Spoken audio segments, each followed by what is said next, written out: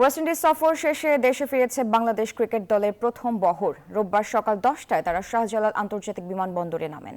বহরে রয়েছেন তাসকিন আহমেদ, হাসান মাহমুদ, নাহিদ রানা, জাকির আলী অনিক ও দলের সহকারী কোচ মোহাম্মদ সালাউদ্দিন।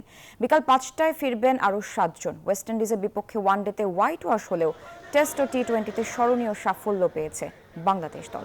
সেন্ট ভিনসেন্টে 3 ম্যাচের টি-20 সিরিজে ক্যারিবীয়দের হোয়াইট ওয়াশ করে বছরের শেষটা রাঙিয়েছে